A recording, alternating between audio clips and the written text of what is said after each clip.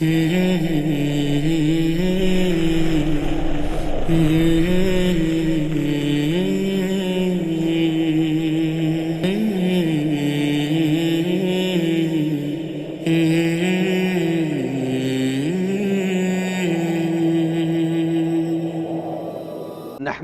ونصلي على رسوله الكريم اما بعد فاعوذ بالله من الشيطان الرجيم بسم الله الرحمن الرحيم رب اشرح لي صدري ويسر لي امري واحلل عقدة من لساني يفقهوا قولي۔ ہر قسم کی حمد و ثنا اسی اللہ رب العالمین کے لائق اور زیبا ہے جو خالق کائنات ہے، مالک ارض و سما ہے۔ لاکھوں درود و سلام ہو جناب محمد رسول اللہ صلی اللہ علیہ وسلم پر کہ آپ کو ہادی بنا کر، مبشر بنا کر ہم تمام کی طرف مبعوث فرمایا۔ حاضرین، آج کی اس مجلس میں ہم انشاءاللہ حشر کے میدان میں جزا و سزا کے تعلق سے اپنی بات آگے بڑھانا چاہ رہے ہیں۔ آپ سبھی جانتے ہیں کہ اللہ تبارک و تعالی حشر کے میدان میں بندوں کا حساب کس طرح لے رہا ہے اور کیسے لے رہا ہے، کس طرح لوگوں کو اکٹھا کیا جا رہا ہے اور کن کن لوگوں کو وہاں پر اکٹھا کیا جا رہا ہے۔ انہی لوگوں میں سے ان لوگوں کو بھی اللہ تبارک و تعالی وہاں پر جمع کرے گا جو دنیا کی نظروں میں، دنیا والوں کی نظروں میں بہت زیادہ اچھے لوگوں میں ان کا شمار ہوتا تھا۔ ان لوگوں میں سے 3 لوگوں کو اللہ تبارک و تعالی حشر کے میدان میں لے کر آئے گا۔ ان میں سب سے پہلے عالم کو لایا جائے گا اور پھر دوبارہ مجاہد کو لایا جائے گا اور پھر تیسرے سخاوت کرنے والے کو لایا جائے گا۔ اور اللہ تبارک و تعالی حشر کے میدان میں عالم سے پوچھے گا کہ بتاؤ تم نے میری خاطر کیا کام کیا؟ تو وہاں پر عالم جواب دے گا کہ باری تعالی میں نے تیری خاطر تیرے دین کے علم کو حاصل کیا، تیرے دین کی تبلیغ کی اور تیرے دین کی خدمت کرتا رہا یہاں تک کہ اسی حال میں دنیا سے رخصت ہو گیا۔ باری تعالیٰ یہ سارے کے سارے کام میں نے تیری رضا کے لیے، تیری خوشنودی کے لیے کرتا رہا۔ تو اس وقت اللہ تبارک و تعالیٰ اس عالم سے کہے گا کہ تو نے جھوٹ کہا ہے، یہ سارے کے سارے کام تو نے میری خوشنودی کے لیے نہیں کیے، میری رضامندی کے لیے تم نے یہ کام نہیں کیے، بلکہ تم نے یہ کام اس لیے کیے کہ لوگ تمہیں سب سے بڑا عالم کہیں، لوگ تمہیں سب سے بڑا جاننے والا کہیں، لوگ تمہاری تعریف کریں، لوگ تمہاری عزت کریں۔ اس غرض سے تم نے سارے کام انجام دیے، لہذا تمہاری نیت کے مطابق لوگوں نے تمہیں بہت تعریف کی، دنیا میں بہت عزت تمہاری ہوتی رہی، دنیا میں بہت تکریم ہوتی رہی۔ چونکہ تمہارا مقصد دنیا میں سربلندی کا تھا، دنیا میں نام و نمود کا تھا، لہذا دنیا میں بدلہ تم کو دے دیا گیا، یہاں تمہیں کوئی بدلہ ملنے والا نہیں ہے۔ چنانچہ اس عالم کو فرشتے منہ کے بل گھسیٹ کر جہنم میں ڈال دیں گے، اور پھر دوسرے اس مجاہد کو لایا جائے گا، اسے اللہ تبارک و تعالی سوال کرے گا کہ بتا تم نے میری خاطر کیا کیا؟ تو مجاہد کہے گا کہ باری تعالی میں تیری خاطر، تیرے دین کی خاطر، تیری خوشنودی کی خاطر لڑتا رہا، دشمن سے میں لڑتا رہا، یہاں تک کہ میں نے زخموں کو بھی برداشت کیا اور تیری جان کو تیرے حوالے کر دیا، شہید بھی ہو گیا۔ باری تعالی یہ سارے کے سارے کام میں نے تیری خاطر انجام دیے، تیری خوشنودی کی خاطر انجام دیتا رہا، تیری رضا کی خاطر میں انجام دیتا رہا۔ اللہ تبارک و تعالی کہے گا کہ کھلا نہیں، ہرگز نہیں، تو نے یہ سارے کام اس لیے کیے کہ لوگ تجھے دنیا میں بڑا بہادر کہیں، لوگ دنیا میں تجھے بڑا شجاع کہیں اور طاقتور سمجھیں، بڑا پہلوان سمجھیں۔ تو نے اپنی تعریف کی خاطر، اپنی خوشنودی کی خاطر اور اپنی مرتبے کی خاطر کام انجام دیے، لہذا یہاں تمہیں کچھ ملنے والا نہیں ہے۔ उसको भी अल्लाह तबारक व तआला फरिश्तों को हुक्म देगा कि ले जाओ, ले जाकर औंधे मुंह इसको भी जहन्नम में डाल दिया जाए। उसको भी फरिश्ते आएंगे और ले जाएंगे, जहन्नम के बीच में इसको डाल देंगे। और तीसरे आदमी को लाया जाएगा जो दुनिया में बड़ा सखावत करने वाला था, बड़ा दयालु था और खर्च करने वाला था। उससे अल्लाह तबारक व तआला पूछेगा कि बता बंदे, तूने मेरी खातिर क्या किया? बंदे, तूने मेरी खातिर क्या किया? तो वह बंदा कहेगा कि बारी ताला, तूने मुझे बहुत सारा माल अता किया था, तूने मुझे बहुत सी दौलत से नवाजा था, लिहाजा मैंने तेरी दौलत को, तेरे अता किए हुए माल को तेरे बंदों में खर्च करता रहा। कभी इसको देता रहा, कभी उसको देता रहा, कभी उसको देता रहा, इन तमाम के दरमियान तेरी दौलत को खर्च करता रहा। तो उस मौके पर अल्लाह तबारक व तआला फिर उससे कहेगा कि बंदे, तूने ये सारे के सारे काम इसलिए किए कि लोग तुझे सखावत करने वाला कहें, लोग तुझे बड़ा दयालु समझें, लोग तुझे बड़ा खर्च करने वाला समझें।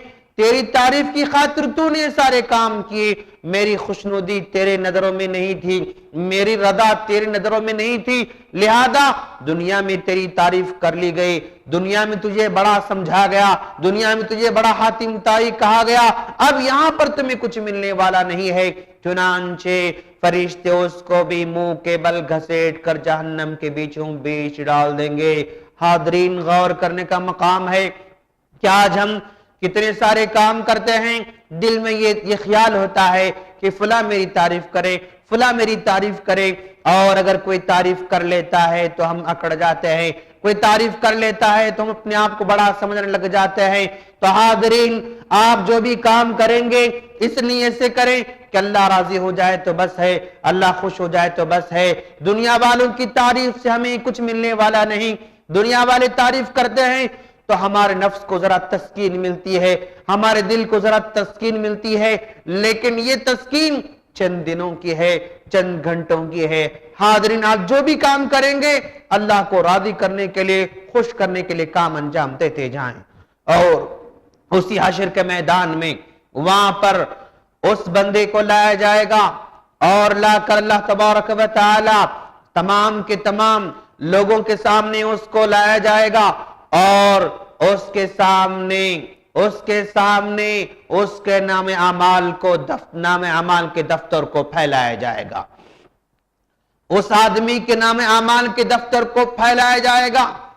तुनशर सिजिल्लत, सामने जो है फैला दिया जाएगा, और तमाम के तमाम ये दफ्तर ताहद निगाह उसके फैले हुए रहेंगे। जहां तक नजर उसकी जाती है वहां तक इसके आमाल के दफ्तर फैले हुए हैं। चुनांचे अल्लाह तबारक व तआला उस आदमी को बुलाएगा और कहेगा, ये तेरे गुनाहों के दफ्तर हैं, ये तेरे आमाल के दफ्तर हैं।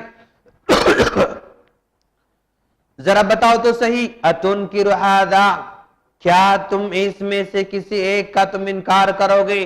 क़ाल ला या रब्बी, बंदा कहेगा कि परदिगार मैं कैसे इनकार कर सकता हूं, ये सारे काम ने तुम्हें कर दिए हैं। अज़लमकल कातिबु, क्या लिखने वालों ने तुझ पर जुल्म किया है? क्या लिखने वालों ने तेरे साथ नाज़ेब सलूक किया है? क्या इन्होंने मजीद एक्स्ट्रा कुछ लिखा है?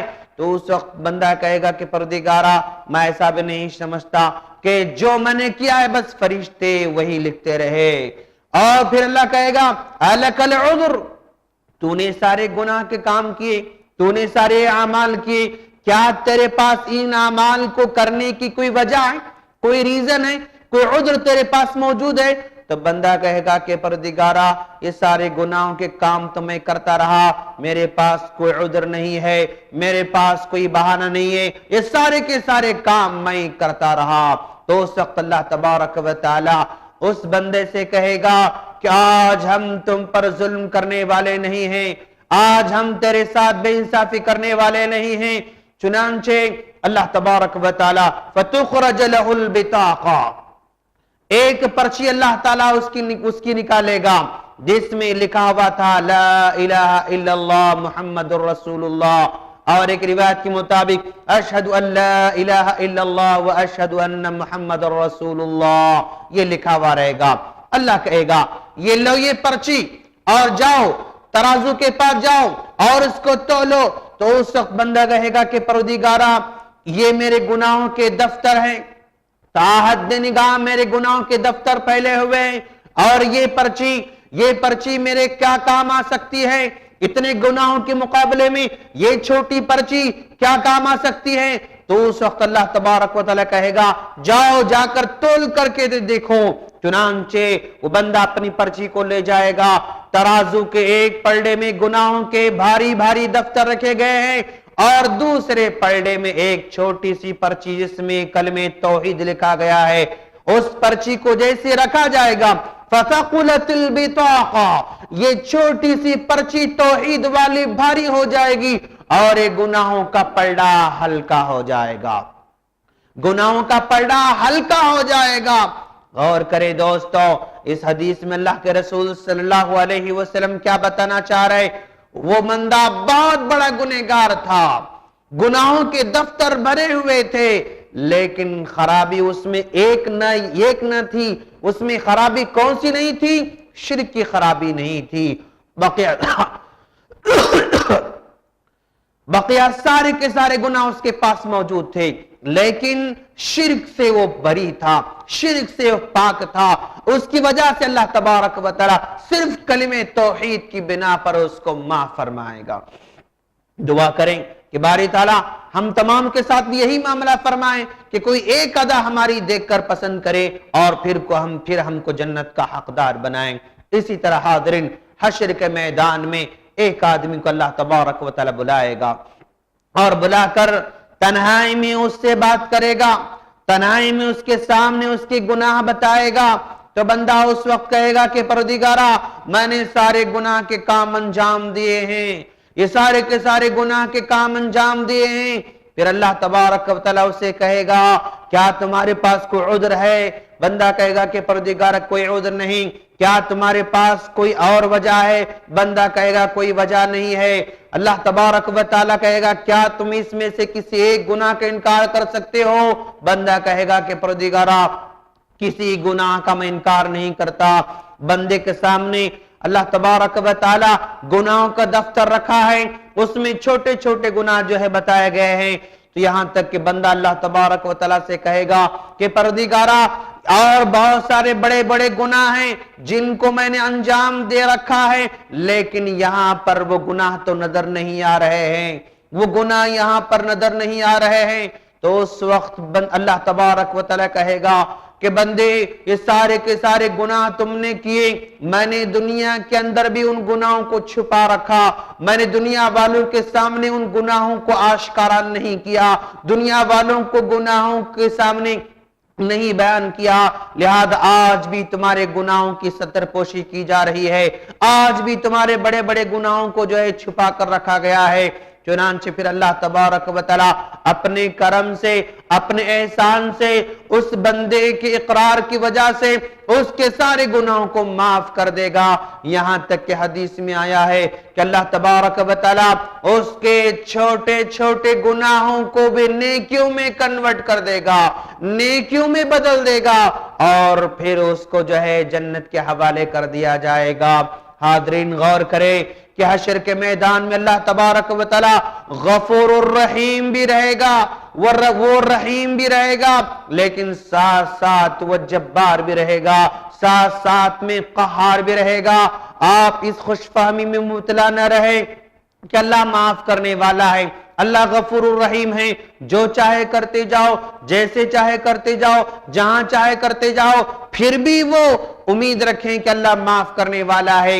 یہ بھی سمجھ کر چلیں کہ اللہ قہار بھی ہے, اللہ جبار بھی ہے. ہاں وہ جتنا چاہے وہ سختی کر بھی سکتا ہے, اور اس کے غصے کا عالم اتنا ہوگا کہ آدم علیہ السلام بھی خوف کھا جائیں گے, ابراہیم علیہ السلام بھی خوف کھا جائیں گے, موسیٰ علیہ السلام بھی خوف کھا جائیں گے. اتنا غصے والا بھی اللہ تبارک و تعالی ہے. لہذا اس کے غفور ہونے پر ہی فخر نہ کریں, ساتھ ساتھ میں ڈرتے رہیں کہ وہ قہار بھی ہے, وہ جبار بھی ہے. حاضرین وہاں پر ایسے لوگوں کو ملایا جائے گا جو بلا حساب کتاب کے بخش دیے جائیں گے, جنہیں حساب کتاب کے بغیر ان کو معاف کر دیا جائے گا۔ صحابہ کرام نے پوچھا اللہ کے رسول صلی اللہ علیہ وسلم وہ کون سے لوگ ہیں جن کو حساب کتاب کے بغیر جنت میں داخل کر دیا جائے گا؟ تو اس وقت اللہ کے رسول صلی اللہ علیہ وسلم نے فرمایا ہم الذین لا یتطیرون، وہ لوگ ہیں جو بدشگونی نہیں لیا کرتے تھے۔ حاضرین، جو لوگ بدشگونی نہیں لیتے، اللہ تبارک و تعالی اگر چاہے تو ان کو بلا حساب کتاب کے جنت میں داخل کر دیتا ہے۔ لیکن بدقسمتی یہ ہے کہ ہمارے معاشرے میں آج کل بدشگونی بہت پھیلی ہوئی ہے۔ اگر گھر کے چھت پر کوا آواز دے تو ہم سمجھتے ہیں کہ کوئی مہمان آنے والا ہے۔ اگر کسی کے گھر کے چھت پر الو بیٹھ کر پکارے تو ہم سمجھتے ہیں کہ اس پر نحوست نازل ہونے والی ہے۔ اگر کسی کی سیدھے ہاتھ کی ہتھیلی کھو جائے تو ہم سمجھتے ہیں کہ کچھ ملنے والا ہے، اور اگر بائیں ہاتھ کی انگلی یہ ہتھیلی کھو جائے تو ہم سمجھتے ہیں کہ کچھ جو ہے ہم کھونے والے ہیں۔ راہ میں چلتے چلتے بلی آڑے آ جائے، ہم سمجھتے ہیں کہ اب ہمارا کام انجام جو ہے نہیں دیا جا سکتا، یا ہمارا کام پورا ہونے والا نہیں ہے۔ الغرض بے شمار بدشگونیاں ہمارے معاشرے کے اندر پھیلے ہوئے ہیں۔ لہذا جو ان بدشگونیوں سے بچے گا، جو ان بدفعلیوں سے محفوظ رہے گا، تو ان لوگوں کے بارے میں کہا جا رہا ہے کہ وہ حشر کے میدان میں بلا حساب کتاب کے جنت میں جانے والے ہیں۔ اور پھر وہ لوگ بھی بلا حساب کتاب کے جنت میں جانے والے ہیں جو اللہ تبارک و تعالی پر اتنا بھروسہ کرتے تھے کہ اس بھروسے کی وجہ سے وہ اپنا علاج بھی نہیں کیا کرتے تھے۔ بخار آ جاتی تھی پھر بھی وہ کہتے تھے کہ اللہ تبارک و تعالی اس بخار ختم کرنے والا ہے، یعنی وہ توکل کی انتہا کے درجے پر تھے۔ اگر بیماری آ جائے، اگر مشکل آ جائے، اگر کوئی حادثہ پیش آ جائے، اس کا معالجہ کرنا شریعت کی خلاف ورزی نہیں ہے۔ مجھے بخار آ جائے تو اس کا علاج کرنا یہ شریعت کی خلاف ورزی نہیں ہے۔ تداووا یا عباد اللہ، اللہ کے رسول صلی اللہ علیہ وسلم نے حکم دے رکھا ہے کہ اللہ کے بندو علاج کرتے رہو، لہذا علاج کرنے میں کوئی حرج کی بات نہیں۔ لیکن پھر بھی ایک بندہ اللہ تبارک و تعالیٰ پر اتنا بھروسہ کرتا ہے کہ وہ علاج سے بھی بے نیاز ہو جاتا ہے، تو ایسے بندوں کے بارے میں کہا جا رہا ہے کہ ان کو ان کے توکل کی وجہ سے، ان کے بھروسے کی وجہ سے اللہ تبارک و تعالیٰ ان کو جنت بلا حساب کتاب کی داخل کرنے والا ہے۔ حاضرین، اور حشر کے میدان میں سب سے پہلے امت محمدیہ کا حساب لیا جانے والا ہے۔ ساری کی ساری امتیں کھڑی ہوئی ہیں، ان تمام کے تمام امتوں میں سب سے پہلے امت محمدیہ کا حساب لیا جائے گا۔ آدم علیہ السلام کی امت کا بعد میں، اور نوح علیہ السلام کی امت کا حساب بعد میں، ابراہیم علیہ السلام کے، اور موسیٰ علیہ السلام کے، عیسیٰ علیہ السلام کے، یہ سارے کے سارے انبیاء کرام کے امتی کھڑے ہوئے رہیں گے۔ ان تمام کے درمیان میں سے سب سے پہلا حساب کتاب ہم لوگوں کا ہونے والا ہے۔ حاضرین، ہمارا سب سے پہلے حساب کتاب لیا جانے والا ہے، اور حاضرین سب سے پہلے حشر کے میدان میں حساب کتاب لیا جائے گا تو حقوق اللہ میں، اللہ تبارک و تعالیٰ کے حقوق میں اول ما يحاسب به العبد يوم القیامت من عمله صلاته، بندے کے اعمال میں جو اللہ تبارک و تعالیٰ سے متعلق ہیں ان میں سب سے پہلے حساب کتاب نماز کے بارے میں لیا جائے گا۔ ہمارا حساب نماز کے تعلق سے شروع ہوگا۔ اگر ہمارا حساب صحیح ہو رہا ہے فَإِن صَلُحَتْ فَقَدْ أَفْلَحَ وَأَنْجَحَ، اگر ہمارا حساب کتاب نماز کے تعلق سے صاف ستھرا ہے اور ہم کامیاب ہو جاتے ہیں تو پھر ہر مرحلے میں ہم کامیاب ہوتے جائیں گے۔ وَإِن خَابَ، اگر ہم پہلے سوال میں ناکام ہو جائیں اور نماز میں ہم ناکام ہو جائیں فَقَدْ خَابَ وَخَسِرَ، تو وہ نقصان اٹھانے والا ہے اور نقصان کا جو ہے سامنا کرنے والا ہے۔ تو لہذا نماز کو اہم سمجھیں، اس لیے کہ اسی کے بارے میں سب سے پہلے سوال کیا جائے گا۔ روزوں کا سوال بعد میں ہوگا، حج کا سوال بعد میں ہوگا، اور دوسرے جتنے بھی اللہ تبارک و تعالیٰ کے حقوق ہیں ان کا حقوق جو ہے بعد میں جو ہے سوالات کیے جائیں گے، لیکن سب سے پہلے نماز کا سوال کیا جانے والا ہے۔ حاضرین، اسی طرح جب بندوں کا حساب کتاب شروع ہوگا تو بندوں کے حقوق کا حساب لیا جائے گا، تو سب سے پہلے قاتل کا حساب لیا جائے گا، قتل کے بارے میں حساب لیا جائے گا۔ قاتل اپن جو ہے پکڑ کر لایا جائے گا، مقتول اپنے قاتل کو پکڑ کر لایا جائے گا۔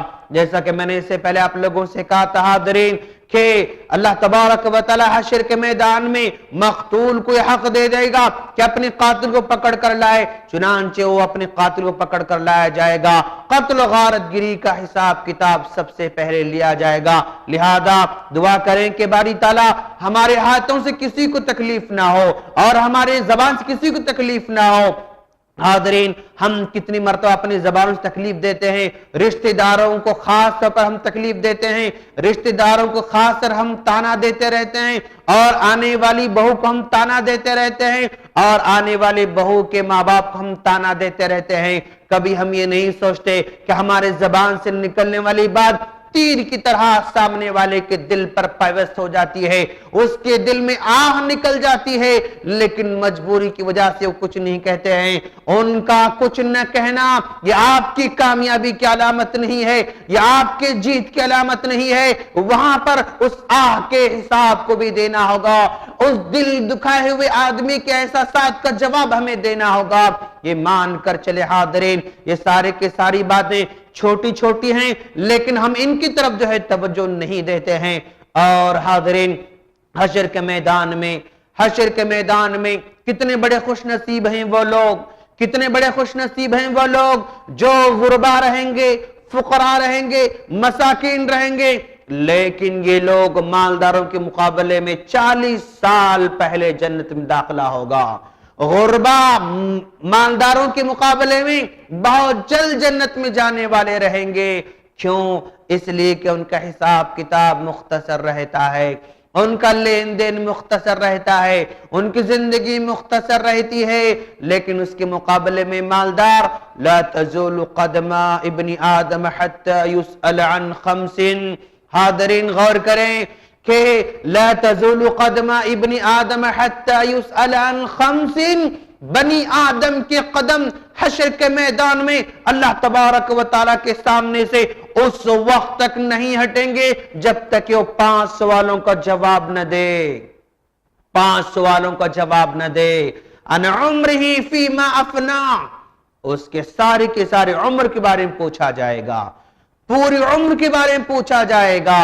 وَعَنْ شَبَابِهِ فِيمَا أَبْلَى، خاص طور پر عمر کا سوال ہونے کے ساتھ ساتھ اس کے جوانی کے بارے میں سوال کیا جائے گا کہ تم نے جوانی کو کہاں بتائی۔ غور کریں، اگر ہم کو 8 دن کے بارے میں پوچھا جائے تم نے فلاں وقت کیا کیا، فلاں وقت کیا کیا، فلاں وقت کیا کیا، ہم حساب نہیں دے سکتے، ہم جواب نہیں دے سکتے۔ ساری جوانی کے بارے میں سوال ہوگا تو ہم حساب کیسے دے پائیں گے؟ کیا کہیں گے ہم نے وقت کیسے بتایا؟ کیا کہیں گے ہم نے وقت اگر ہوٹل میں بتایا؟ کیا کہیں گے اگر ہم نے چبوتر پر بیٹھ کر بتایا تو کیا جواب ہوگا؟ ان شبابہ فیما بلا، جوانی کے بارے میں خصوصی طور پر سوال کیا جائے گا۔ وعن مالہ من این اکتسبہ، اس کے مال کے بارے میں سوال کیا جائے گا، تم نے یہ مال کہاں سے کمایا، تم نے یہ مال کہاں سے کمایا، یہ دولت تم نے کہاں سے کمائی، یہ تجارت تم نے کیسے کی۔ جہاں جہاں صاف انکم رہتے ہیں، یہ انکم ٹیکس والا ہاں وہ ہمارے گھر پہ دھاوا ڈالتا ہے، تھوڑی سی رشوت دے دو وہ چلا جائے گا، وہ ہمارے سارے خامیوں کو ڈھانپ دے گا، وہ ہمارے سارے کے سارے کرتوتوں کو ڈھانپ دے گا، لیکن سو اتفاق یہ وہاں پر کسی قسم کی رشوت چلنے والی نہیں، وہاں پر لین دین کا مسئلہ نہیں، وہاں پر ٹیبل کے نیچے سے پیکٹ دینے کا نہیں، وہاں پر گھروں کو تحفے بھیجنے کا سوال نہیں، بلکہ کہاں سے تم نے مال کمایا اس کا جواب ہمیں دینا ہے۔ من این اکتسبہ وَأَيْنَ أَنفَقَهُ، اور چوتھا سوال یہ کہ تم نے کہاں خرچ کیے۔ حاضرین، ہم مال کو بے تحاشا خرچ کرتے رہتے ہیں، ولیموں میں جو ہے اتنے خرچ کیا، رسموں میں اتنا خرچ کیا، سانچک میں اتنا خرچ کیا، منجوں میں اتنا خرچ کیا، فضول خرچی میں اتنا خرچ کیا، کتنا ہم مال خرچ کرتے رہتے ہیں۔ وہی راستے میں چلتے چلتے ہم جو ہے کسی سگنل پر ٹھہر جاتے ہیں، کوئی فقیر آ جاتا ہے، اس کو ہم سوری کہتے ہیں، اس کو ہم معاف کرنا کہتے ہیں۔ 1 روپیہ نکال کر دینے کو بڑا بھاری لگتا ہے۔ ہم مسجد میں چلے جاتے ہیں، جمعہ کی نماز پڑھ کر بیٹھے ہوئے ہیں، سلام پھیر لیتے ہیں، سامنے سے ڈبہ گزرتا رہتا ہے، اس کو ہم ایسے ہی بڑھا دیتے ہیں، گزار دیتے ہیں، لیکن کبھی جیب میں ہاتھ ڈال کر کچھ جو ہے روپے ڈالنا ہمارے پاس گوارا نہیں ہوتا۔ اپنی ذات کے لیے، نام و نمود کے لیے، اپنی تعریف کے لیے، اپنی شہنشاہیت کے لیے ہم شادیوں بے تحاشا خرچ کرتے رہتے ہیں، کھانے پینے بے تحاشا خرچ کر دیتے ہیں۔